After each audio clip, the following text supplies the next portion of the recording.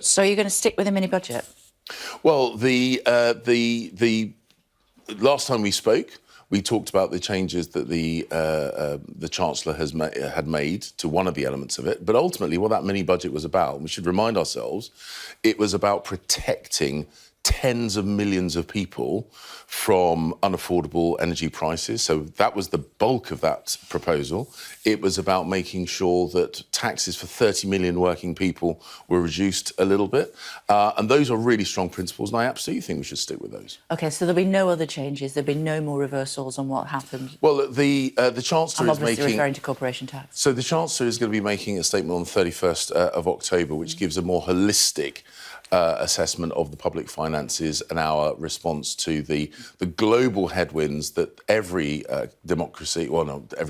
economy in the world is facing. Labour has a 13-point lead in 42 of the Conservatives' heartland constituencies. Now, I'm sure it's not yours, but colleagues such as Sir Ian Duncan-Smith, Dominic Raab and someone you might recall, Boris Johnson, are now under threat. Why is your party so unpopular?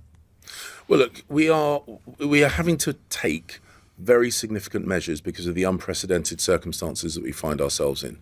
That is unsurprisingly, I think, disconcerting to a number of people.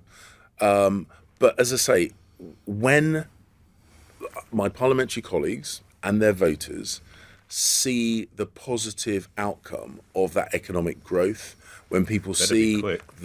Well, look, we know we've only got a couple of years until the next general election, so we know we've got to get a move on. Sticking with corporation tax or not?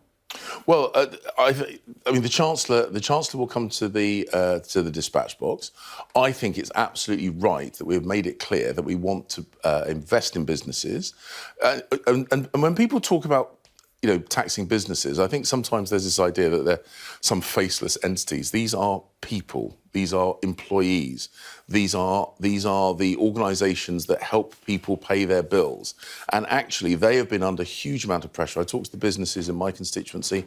They have really felt the pressure. What we've said to those businesses is we want them to keep going. We want them to grow. Well, that's we want them to employ people. But they need certainty, don't they? And we've already seen a U-turn on the top rate of tax. So I think what those businesses want to know is, are you going to stick with the plan not to increase corporation tax? Yes or no?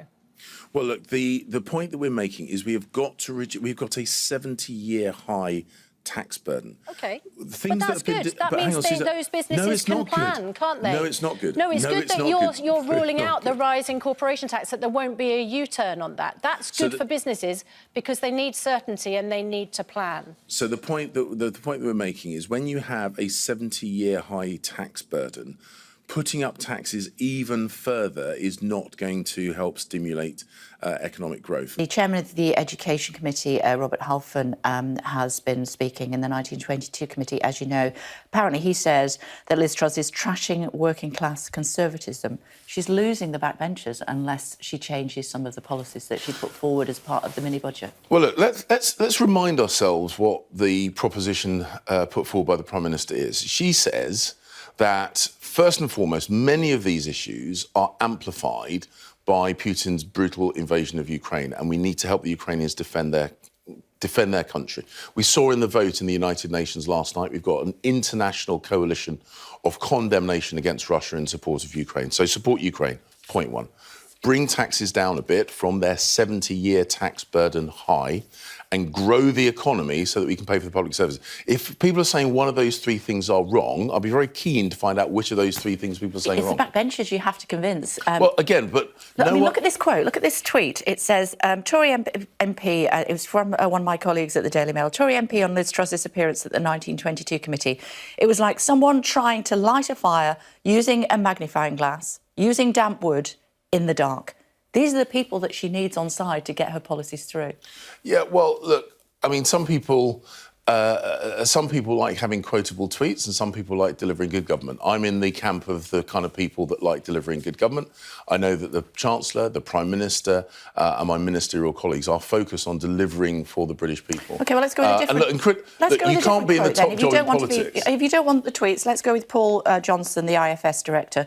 Try as hard as we can, given plausible forecasts, we can't see how to get public finances on a sustainable path without big, painful spending cuts or a reversal of the £43 billion tax cuts just announced? Well, we have got to grow the economy. Growing the economy is the way for... Well, the way we grow the economy is to make sure we are internationally competitive. I'm the Foreign Secretary. I travel around the world and I can see other countries', tax and regulatory regimes, and we have got to make sure we compete internationally with the other places that people and businesses could choose to locate. So we've got to make sure that we are tax competitive. She made the point that we had to reduce the tax burden for both families and businesses down from a 70-year high and predicted to get even higher still so that we could be internationally competitive. And we've got to remember, this was the most significant bit of the mini budget. She said she would protect people and businesses that were facing an unprecedented increase in their energy bills. That's what she said she was going to do. That is what she is doing. The fact that that seems to have taken some people by surprise, I think is not her fault, but we've got to recognise that we do need to bring certainty in the markets. I think that changing the leadership would be a disastrously bad idea, not just politically, but also economically. And we are absolutely going to stay focused on growing the economy, because when Chris gave his package, and when your economics editor gave his package, people were saying, well, hang on, how do you lower taxes without cutting spending? The way you do it is you grow the economy. Yes, I do trust her to deliver on the promises that she has made, because the plan that she has set out is a traditionally conservative plan, which is about being a careful custodian of public finances. That's incredibly important. It's about allowing people to keep more of the money that they have earned, and it's about growing the economy. And the point I would make to the critics is the three things that she has set out. She's protecting the people that need protection the most, particularly from those energy price rises.